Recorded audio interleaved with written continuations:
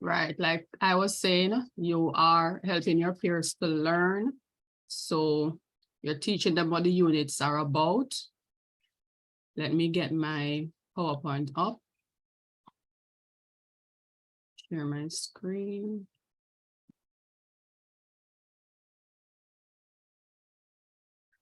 Let me know when you're seeing my screen.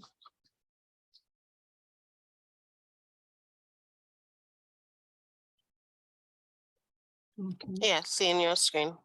Okay, great.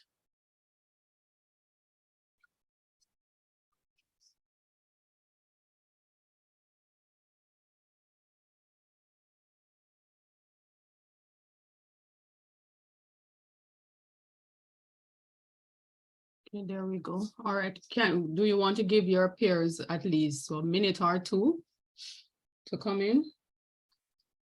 Or you would just go ahead and start? Because like I said, they will just review it and learn from what you have tutored them about tonight. Let me know what you guys think.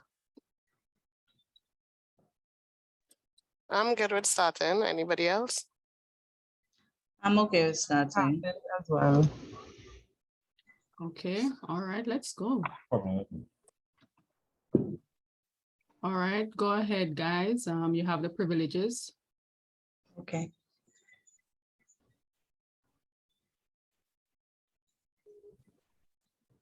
Good evening, everyone. Welcome to Youth and Sustainable Development, YDW 2007.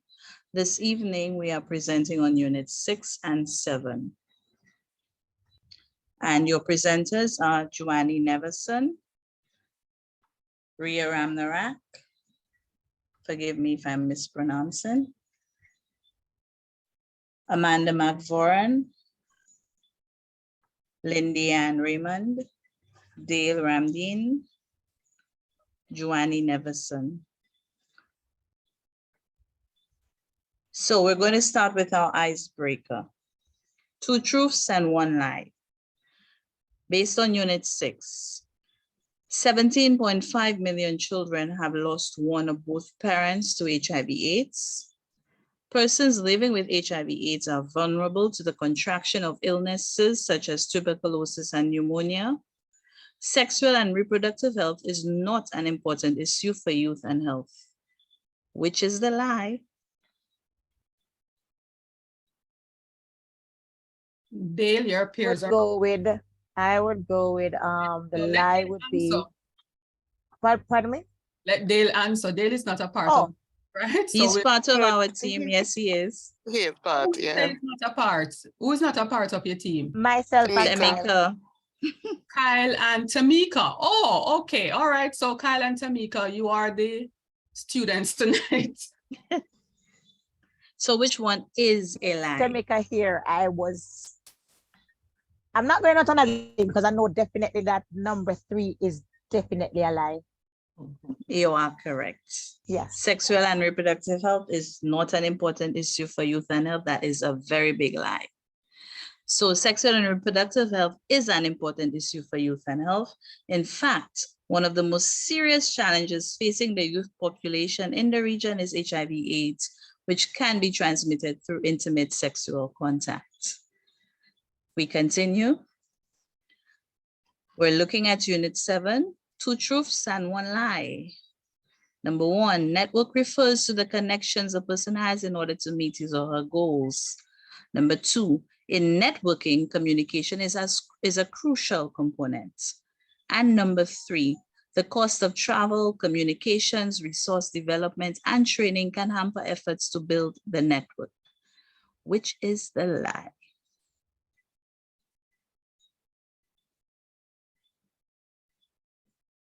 Tamika or Kyle? Well, Tamika went, so Kyle. I can go. Okay, go ahead, miss. It's embarrassing if I get this wrong. Yeah. They all look so true. Am I missing something? The cost of travel communication. The cost of travel and communication. Network refers to the connection. I say number 1. That doesn't sound too ideally correct. Okay, and you are correct. Oh, great. Process of Because, elimination. yes, because network is a lot more than simply connecting with a person trying to meet his or her goals. In fact, it refers to a group of organizations that communicate and collaborate on a shared advocacy strategy. Okay, great. Right, moving along.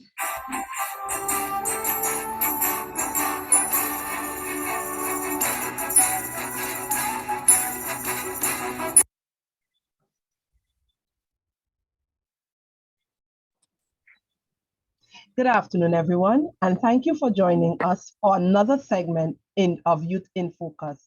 Today, we will examine youth health, sexual reproduction, and networking in an effort to help young people comprehend their bodies and the consequences of their actions. If you have any questions or concerns at any moment, feel free to join us in the conversation at any moment. I now pass you on to our district nurse, Ms. Ria Rambarak.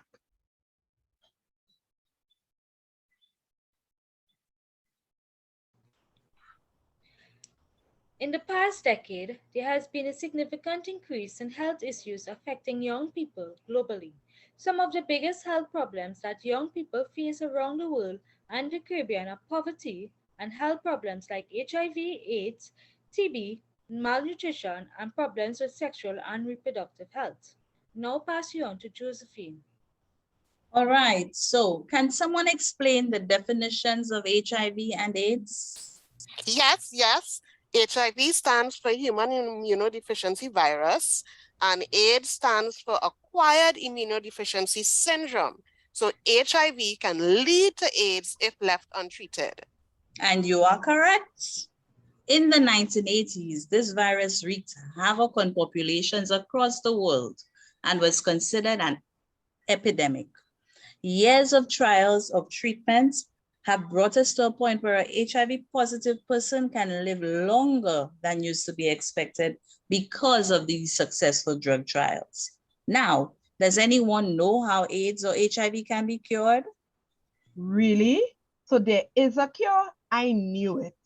Excuse me, nurse, but there's no cure. You can get treatment to prolong your life, but there is no known cure as yet. Again, you are so right. There is no cure for HIV. I like your confidence. There is no cure for HIV, but there is medication that can prolong your life. However, abstinence and safe sex are the best ways to stay safe and healthy. And if you are sexually active, the best ways to maintain a negative status are to get regular checkups and to be faithful. Yes, Lindy, do you have a question? So you can get HIV from using the toilet and sharing your snacks? Nah, no. You cannot contract HIV from that. HIV can only be transmitted from one person to another. Now, there are different ways, so just listen carefully. Unprotected sex, and that could be anal, vaginal, or oral sex.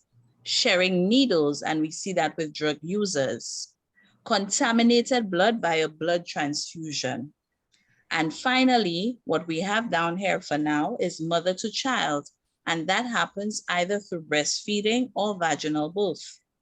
Consequently, HIV and AIDS has become a pandemic owing to the promiscuous behavior of human beings, which has resulted in the loss of a substantial number of lives. So nurse, when you contract HIV, how long can a person live for? Well, really, a person only dies quickly if they do not take care of themselves. That is, you don't take the medication, change your diet, engage in regular physical activity.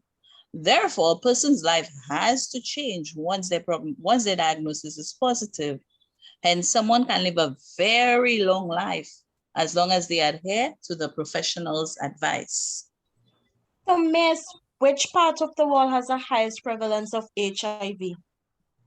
According to the data compiled by United Nations World AIDS Day report, Sub-Saharan Africa and the Caribbean account for the highest prevalence of people living with HIV/AIDS. So we still are we still need to be concerned with the numbers of HIV and AIDS. Mm, Okay, so next question for you. Do you know what gender is most impacted by this pandemic? Of course, men is the males. No, miss, females as well.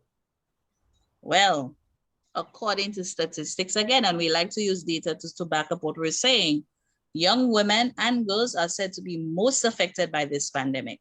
This is because women and girls are likely to be stigmatized and engage in irresponsible sexual behaviors as a result of poverty, child marriage, and sexual abuse, among others.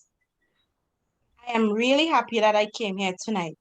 Now, about that last point you just made, how can we help women and young people like me to deal with those diseases where there is still so much that we do not know about, although the virus has been around for a very long time? It is important that we recognize how gender equality is paramount in achieving and expanding women's empowerment. So ensuring the sexual and reproductive health and rights of women and girls is essential for achieving sustainable development goals. And that's something we've spoken about earlier, but we'll be talking about it a bit later as well. Thus, access to education, especially comprehensive sexuality education, and sexual and reproductive health care are crucial for promoting women's and girls' autonomy and agency. When women have decision-making authority, they are more likely to agree to safer sex, have more HIV-related information, and use contraceptives. Let me add, based on what we have seen from data collected, the elevated rates of infection constitute a danger to sustainability. In light of this, it is important to work on opening lines of communication among youths, their families, and the agency they interact with. The key is to raise awareness of these concerns, change behaviors, and reduce unhealthy habits among adolescents through the distribution of information, the modification of policies, and the implementation of programs centered on health and sexual reproduction. As a result, policy change should be addressed and youth should focus on such reform and be included in discussion about health and development. Hence, incorporating several perspectives into policy making, increasing the likelihood of success in encouraging young people to choose healthy lifestyle and avoid risky behaviors. So we're seeing here youth networking is important for youth to be part of creating a platform from which they are able to connect, share experiences and expertise on sustainable youth development. So, Miss, what's the distinction between networks and networking? Networking, wait, can I answer? And Go ahead, networking Amanda. networking is the practice of engaging with people in order to exchange information and create professional or social relationships, while a network is a collection of individuals that interact and collaborate on a common advocacy approach. So this is why it is important for you to be part of a network in order to share their experience and expertise on sustainable issues that they are passionate about in order to enact change and also to learn from each other on how to be more effective in the stand for sustainability. Okay, thank you for your explanation. It makes a lot of sense. In order to bring about change, you are attempting to stimulate youth engagement in decision-making via the sharing of their experiences and skills, correct? Yes, Dale, yes. yes. Mhm. As a result, we have identified the issues that may affect their development and taken steps to combat them, such as building a youth platform. Yes, Dale, and the term for this is a youth network. The youth networks provide a forum for young people to assist one another in their professional and social development, exchange their experiences, and explore their position in the future global community. Wow, that was a lot. But I think I'm hoping that the students have understood what we're presenting here. But just to ensure that, we bring a bit of closure to this segment, I want to leave you with some very valuable facts. Fact number 1, HIV is a sexually transmitted disease that can also be contracted through body fluids. Number 2, you need to take medication daily to stop the virus from replicating and to prolong your life. And that medication is the antiretroviral therapy. Number 3, if you are HIV positive, you need to change your lifestyle and avoid risky sexual behaviors. And number 4, consistently taking medication can lower the viral load to an undetectable level, which can prevent HIV transmission through sex. However, the person remains HIV positive. So this is where we end this unit, this segment for Youth in Focus. I now pass you on to Lindy. Well, thank you very much, my youthful audience. Hold on, we- guys. Is this still a recording or I can say something? Go ahead. You can go ahead, Miss. Okay, so you made mention that there's no cure for HIV, which is true. What I didn't hear you made mention of was in the US, they have no medication for The preaxial something where you could use before HIV, before sexual contact. right. I'm not sure of the name, but you won't be able to pass it on to someone else. But Just in said that. in the Caribbean, where HIV, where we hear it's prevalent, I could speak for Trinidad for now because of the data we got, all right? So regarding that, it's only time they give people those medication is if they were raped.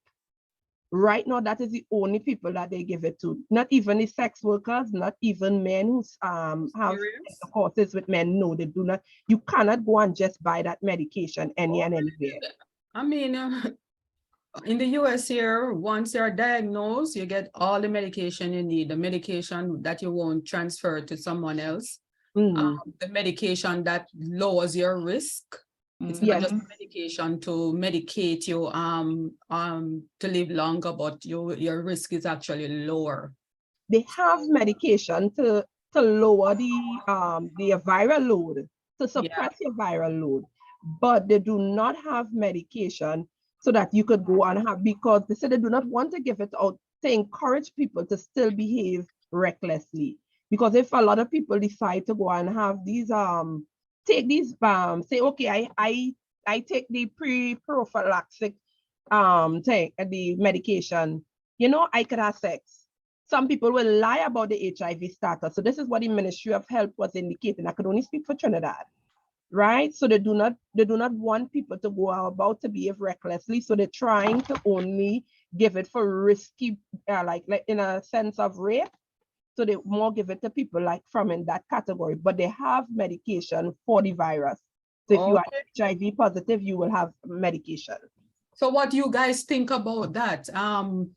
Because once you are diagnosed over here, when I say over here, I mean a first world country like the US, there's no problem with it. And I don't know, but I don't think they will stop anyone from taking it because they figure so they're going to be promiscuous. So what do you guys feel about this whole thing? Are they doing the right thing, thinking that person is promiscuous? I don't support it. Go ahead, Amanda. No, I think medication comes at a cost, and that is probably why they're kind of prohibiting the giving out to everyone. I don't want to say randomly, but when you say without restriction. Come at a cost to who? To the government, to the health ministry. These are things that medication is something that needs to be purchased. And if you don't have that type of budget allocation, like as I said, in first world countries like the United States or Canada, they may have that allocation. But as you would have seen with COVID-19, we had to purchase vaccinations and there wasn't funds, and then we had to wait on people to donate to us, and so maybe it's the same type of situation. Okay. And this is because we have a free health system. So the 1 point something million of people in Trinidad and Tobago go for free health beside the 1%ers, right? So this is why I believe that is that way, Amanda, as Amanda just stated. Right, Yeah. because I know in America, in order to be seen, especially in the hospitals, you have to have healthcare. If you don't have healthcare, they're not way see you in many cases. So I think as Amanda, I do agree that as our countries who are just developing or underdeveloped, it's harder for us to maintain a strategy like that without it being very costly to individuals, unlike the US, where everyone has insurance, so it can easily be covered. No, that's not true for everywhere. Remember, the United States is made up of what, 52 states? 50 states. Mhm. Not everyone prescribed to that. There are hospitals and there are free clinics that will accept you without insurance. But they will still bill you. They're going to take your information and they're going to bill you and they're going to send their debtors to come after you and all of that. So that's why you have persons who come. Exactly, me. Yeah, that's why you have persons who will come here and get treatments and such, and they change their number and change their address and change every possible thing. But this is America, you cannot hide. But they don't, it's like a life you're threatening when you don't administer certain things. So the US doesn't really prescribe to that. Not all states prescribe to that kind of action, but they will find you. Once you're in this country, they will find you. All right, go ahead again. I thank you for your input, Miss. Thank you, my youthful audience. But remember, the second segment for tonight is a panel discussion. Those who can stay are welcome to stay and join in the discussion. We are also inviting those of you at home to participate and ask questions or make contributions. For this segment, we have two people on the panel. The topic of focus is youth network and sustainable development. We will now go to the segment host, Ms. Amanda. Thank you, Virgil. Hello again, and welcome to our 5-minute nugget of information and segment 2 of our Youth in Focus, where we try to condense an important topic into 5 minutes. Good night, listeners and our committed audience. With me tonight are the Director for Sustainable Development in the Department of Youth and Sports, Dale, and our well-known youth advocate, who is also the President of the National Youth Council, Juwani. Welcome, ladies and gentlemen. It's a pleasure to have you here. We have some very eager youth in the audience with us. And of course, this is a live stream, so there are many other listeners and viewers following online. Would you like to give a brief remark to start us off, Dale? Thank you, Amanda. Once again, it's a pleasure to be here. And I am indeed happy to see that so many youths have turned out tonight.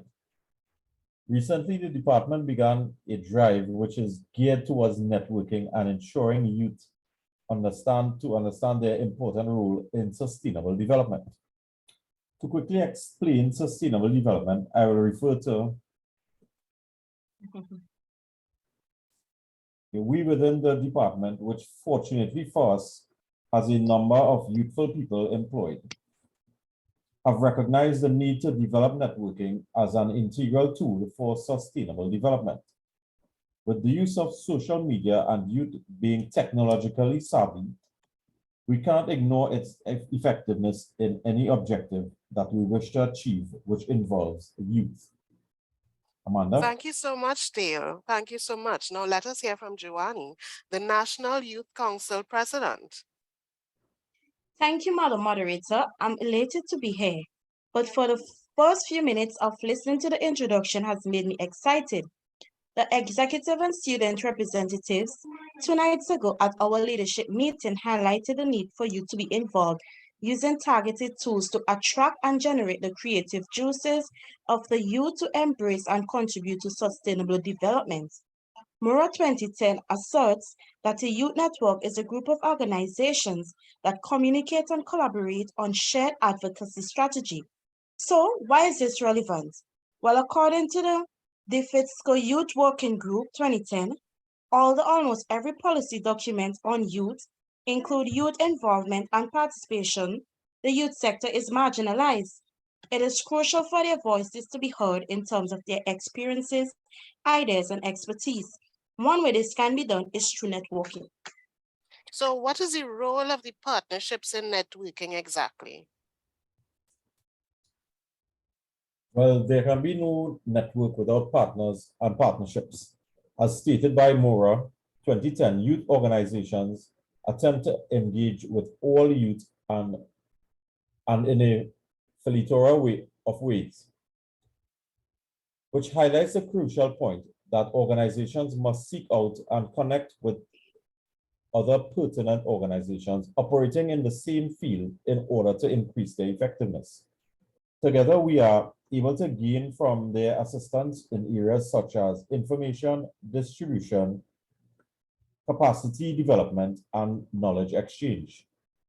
The relationship may be official or informal, permanent or temporary, or even project-based. The authors may also note that the partners continue to help the sustainability generation learners with their initiatives by providing them with resources like internships and advice. So Dale, you just told me about partnerships and networks, but specifically, let's talk about the role of youth networking and partnerships. Okay, similar to professional networking, youth networking can lead to the exchange of skill sets, best practices, and identifying mentors. Prioritizing network targeting and connection development will be made easier by working with youths to discover their interests and skills. For example, having regular meetings with our youths to discuss issues affecting them and their behavior. So a question for Giovanni. Are you all experiencing any challenges while building networks and obtaining resources at your organization? Well, developing and sustaining networks is laborious, and every organization will face its obstacles. Hence, we must consider the following challenges and be ready to address each. Building consensus is a time-consuming process. Still, network members may not always agree on the goals, objectives, strategies of the network. The network must build trust among its members. Members, organizations, and programs may compete for funding for the same donor agencies, hampering their ability to collaborate. Building trust in face of such conflict is difficult. Additionally, members may have previous experiences, both personal and professional, with each other that may affect their ability to work collaboratively.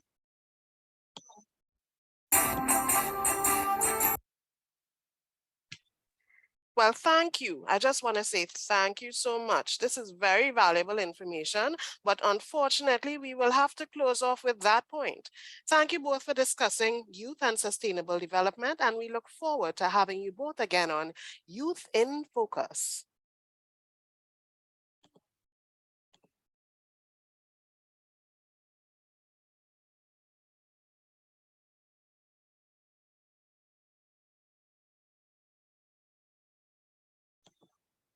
Unit 6, 2022 presented a worldwide view of youth and their health conditions, as well as the elements that impact youth's healthy life, such as HIV or AIDS, malnutrition, pregnancy, child marriage, and a myriad of other social issues. It is unfortunate that HIV/AIDS is an illness that has affected youths the most due to the socioeconomic concerns such as poverty and health issues, to name a few. These problems remain universal and, in general, have similarities among geographic locations.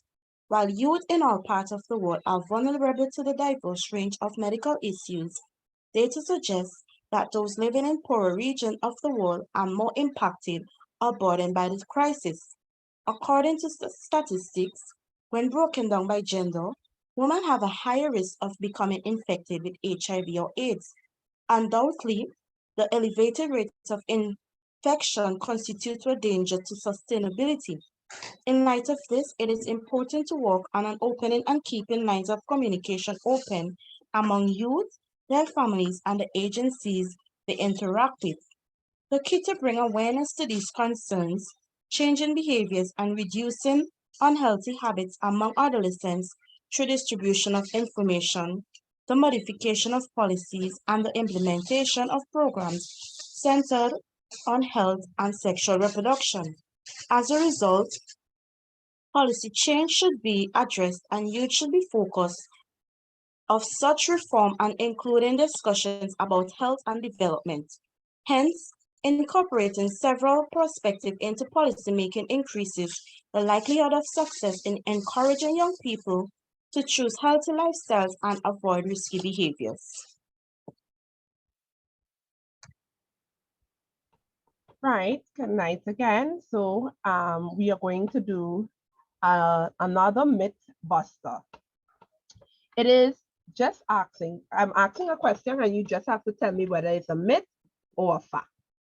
Once you begin taking your medicine as instructed by your doctor, you will be able to suppress your virus, resulting in an HIV-free immune system. Is this a fact or a myth?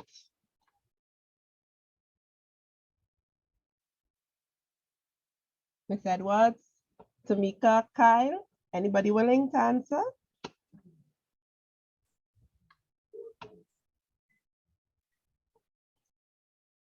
So moving on, this is a myth. Once you are HIV positive, there is no cure. HIV has no cure. Yes, the virus would be suppressed, but the individual status would remain HIV positive.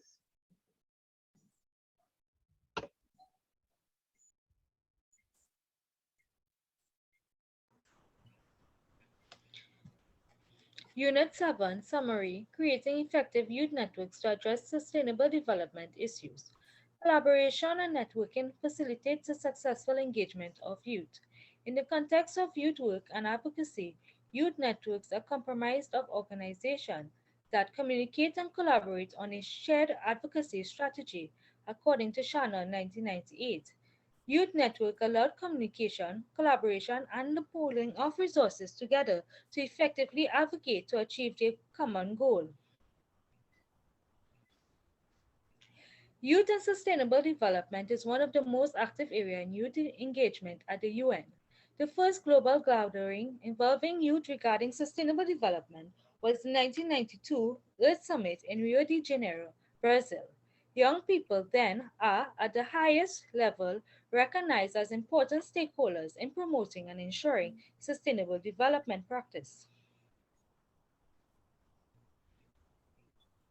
Requirements for establishing a youth network: strategy, an action plan, visionary leadership and direction, organizational structure and activities. Recommendation for developing and sustaining a collaborative network: start small, identify resources, use opportunities to meet and communicate, stay focused, build a network with persons who goal aligned with yours. Here we go again, another bit busters with everything that you just heard. So every person, youth or not, has a role to play in animating the youth network. Is it a myth or a fact? Does everyone Can I go have? with a fact? Yes, you are true. It is fact. Through active participation, young people are enabled to play a crucial role in their personal development as well as their development of their community, enabling them to acquire important life skills, gain awareness about human rights and citizenship, and encourage good civic action. So it takes all to help the youths reach where they're supposed to reach. So it's a fact. Hey, youth and sustainable development.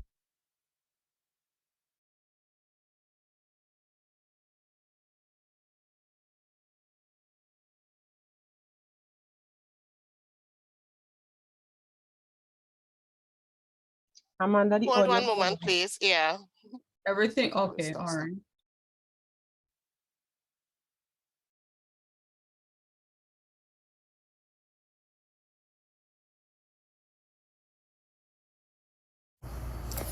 Youth and Sustainable Development. This is your girl Daniela, and we are out here in the streets of YDW 2007 today. And we come out to ask a simple question. We ask all around the world what you know. We just want to know what you know. If you know anything you know, you may know, I may not know, but we just want to know what you know. There we go. So we are going to ask what you know segments, and we are going to ask you a few questions that you can give us an answer to. We'll give you options, of course, and you can choose the correct answer. So the first question is, human beings are at the center of concerns for sustainable development. They are entitled to a healthy and productive life in harmony with nature. This statement is based on which principle in the Rio Convention? Is it principle 1, 2, or 3?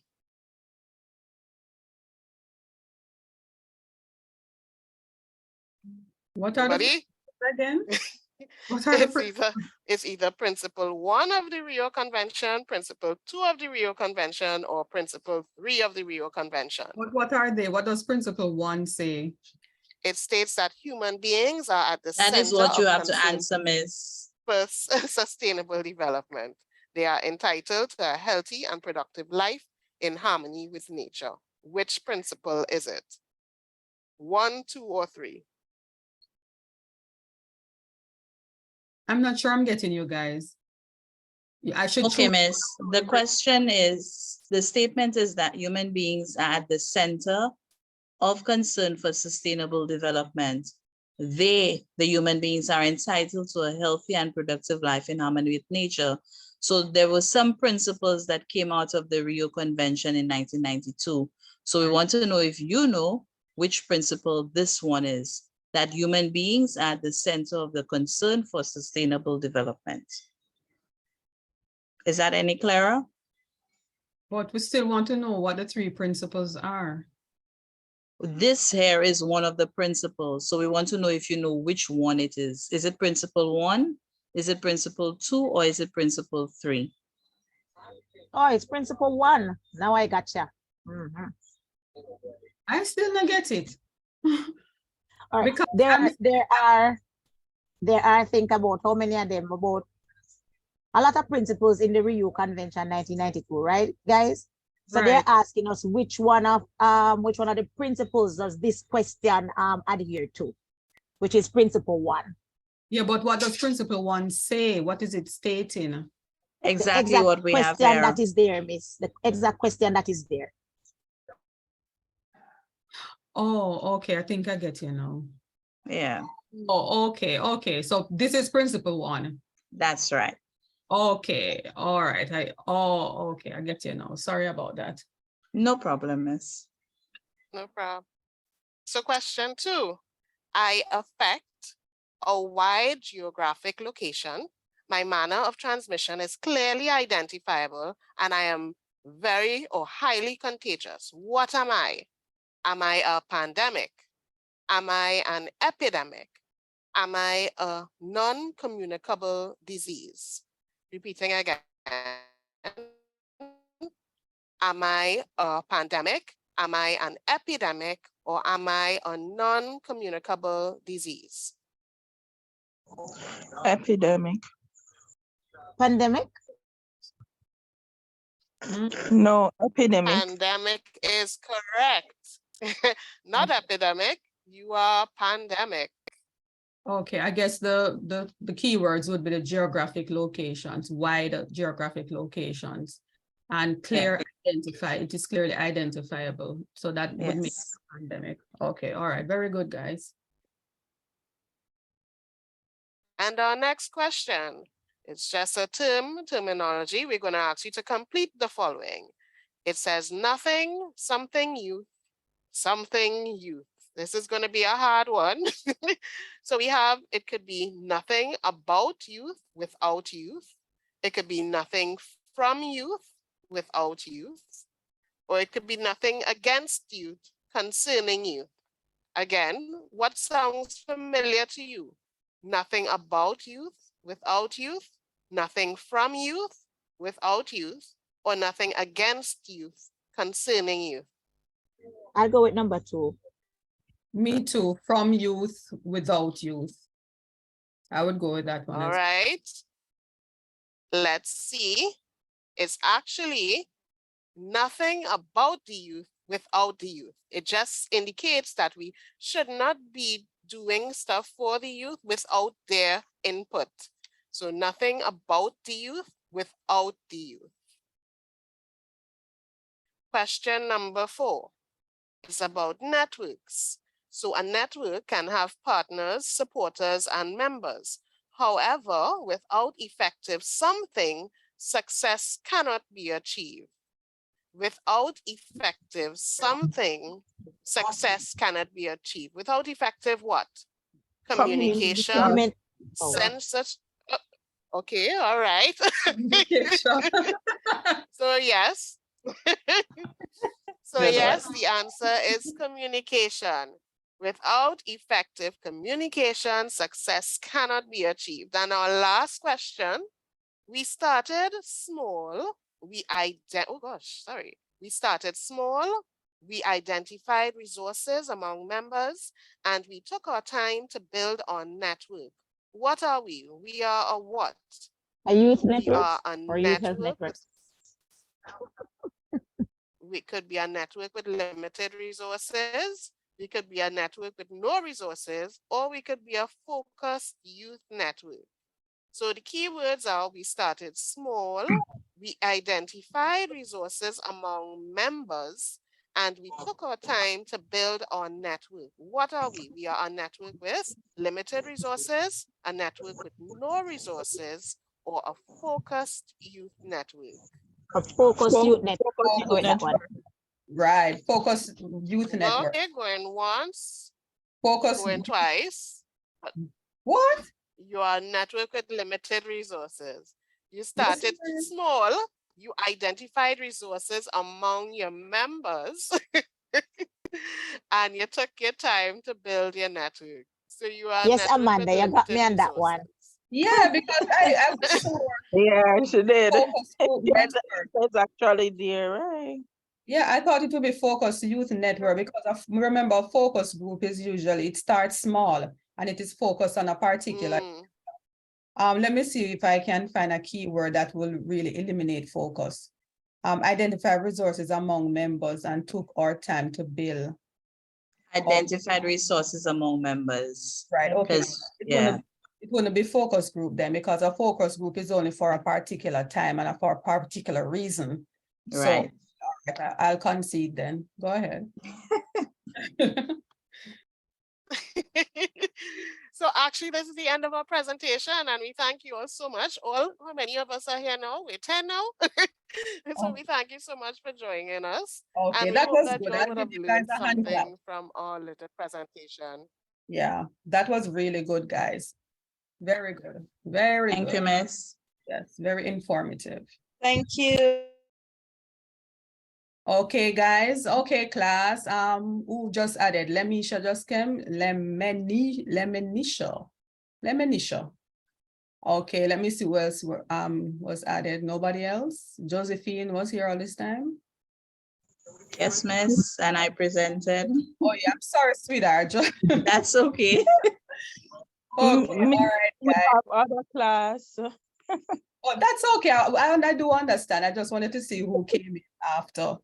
All right. So any more? I think someone was saying something. I don't recall if it was Amanda. But the presentation started back immediately after I spoke. Somebody was trying to make a point.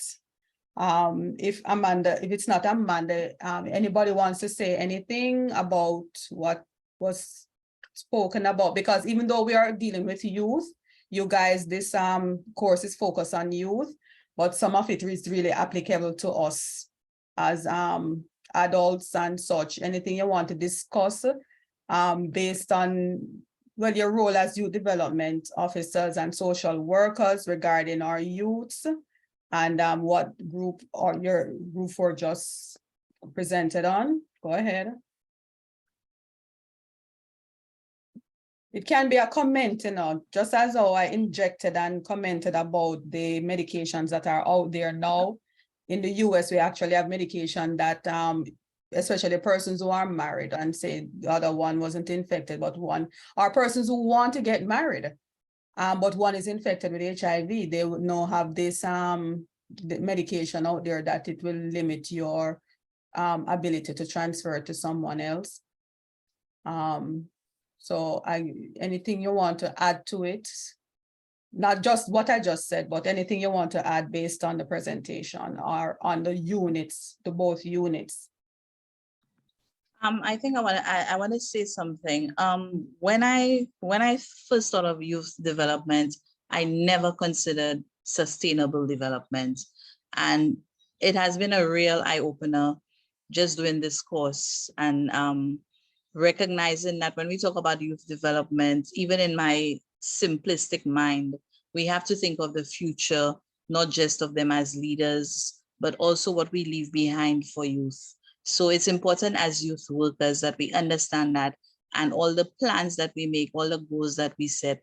That's why that statement, nothing about youth without youth, we felt it was extremely important that it be incorporated in the presentation, because when we think of sustainable development, we think of the economic aspect, the socio-economic aspect, and we think of the environmental aspect. We never really consider youth in there, or at least I never really thought of it in that regard, you know. So it's been a real eye opener, and I'm happy for this opportunity. And I was happy doing this unit as well. That's it from me. Okay, wonderful. Yes, nothing about youth without youth. Anyone want to expand? What exactly does that mean? Nothing about youth without you. Just expand more what you're trying to tell us with that statement there. Well, basically, from 1990s, I've been in youth groups, and we were always treated as if we didn't know what we were talking about. We had a lot of opinions, we had a lot of experiences that were just being disregarded by the adults who were overseeing what we were doing. And as we became more vocal and we just kept pushing and fighting for what we thought was necessary for youth, they started to listen. And then you started hearing about having a youth representative on this committee. Then there's youth parliament. The UNFPA had a whole youth arm, which they called Under 20 Club back then, but it was changed since the Youth Advocacy Movement because of the way we changed what we were doing. So recognizing that youth actually have a voice, they have to contribute. And it's not just the younger youth that we're talking about. We're saying that you cannot make decisions that are going to affect youth long-term without involving them and getting their opinion on it. Very good. Yeah, well said. As you said that, I remember the election we had yesterday. And one of the main idea was that youth were not much involved in it because they just figure that these elections don't attract them, something about it. And I mean, with so many persons in Congress, peer hole people, as I would say, you know, they don't see anybody who inspire them as a youth member there. So they're trying now to have youth advocates represented in Congress. I'm sorry to be speaking on the US base, but right now this is where I am. So I'm talking like that. But even in Jamaica, you find these people never resign. They don't retire. They stay there. And then I think Jamaica is a bit more, there are more younger persons represented on it. I'm thinking that way now. Yes, miss, that is true. We have a lot more young persons representing on the in the government structure here. Okay, all right, very good, Tamika. And such youth are not so much involved in politics and in voting, and they're trying to change all of that now. Okay, Lemonisha, that's your hand. Go ahead. Hi, everyone. So I just wanted to add that, yes, the youths are being incorporated in a lot of organizations, but what I've noticed in both my own experience and in just doing research is, what I realize is that even though they will establish these groups, what happened, they are under an umbrella. Oftentimes these group that which they're under are adults led, and they really cannot do anything without them. So it's really like it's mostly tokenism practice being done even as we speak, because yes, they're on the board, yes, they're amongst and it appears as if they're making decisions, but they're still being disregarded. So I just wanted to add that. So Okay. it's not about just teaching the youth that they have rights and a voice and stuff, but it's also about teaching the older generation how important and valuable youths are. Yes, Miss. What Lemonisha is saying is true. And I think the earlier you would have started advocating and pushing for youth to be part of those important decision-making bodies, the more pronounced it becomes over time. Because in St. Lucia now, the National Youth Council has a very strong voice, and you have the National Youth Councils among schools really advocating, and they're getting teachers now to support them. And we're seeing how responsible the young people are. So I think we just need to keep pushing again, keep advocating. We never thought back in the 1980s that they were even going to, in the 1990s, they would even consider us on any of these boards. And next thing we knew, we were in youth parliament. And even if they were not taking us serious, and I do agree with you, we're like an umbrella body, just to say their youth are represented. But now the youth are feeling more confident, and they recognize that they have worth and they have power. They've been empowered, and it's actually helping to promote what we're fighting for as youth workers, to let their voices be heard. Okay, well said. What about you, Lindy? I see your hand up. Yes, just to go back, I won't call the organization I work with, but they have youth members on the board. My problem that I have is that when the youth give the advice, or when the youth put up their hands to speak, they are still being trampled over.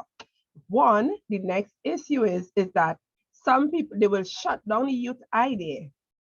And then later on, let me say 2 meetings on, they bring back the same idea and twist it like if it is their own. So I still find that youth is not being focused, to say focus on, they are not listening, or they are passively listening, I should say, right? They're taking what they want and what they don't want. So youth it still have a problem with youth in, I would say, in Trinidad, because we are saying some youths want jobs, some youths don't want jobs. And they're more focused on the ones that don't want to do nothing with their life rather than the ones that do. So when you're dealing with youth, I feel it shouldn't be look at one aspect, but a broad aspect. And you shouldn't paint a brush using a brush and saying, because when you read in the newspaper, it's the youths and them, the youths and them, the youths and them, but they're not seeing that some youths want better, but the bad ones and them are casting the light over the good ones and them.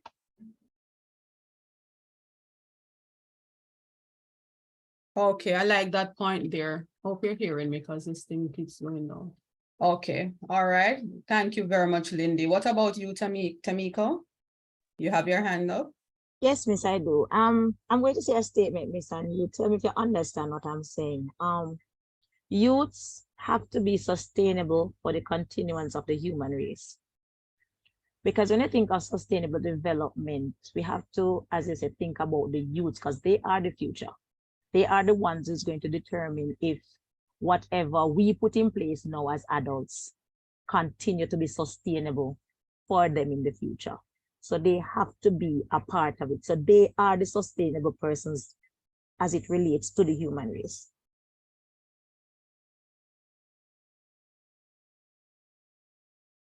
Okay, anybody want to go before me? Even though Tamika asked me the question.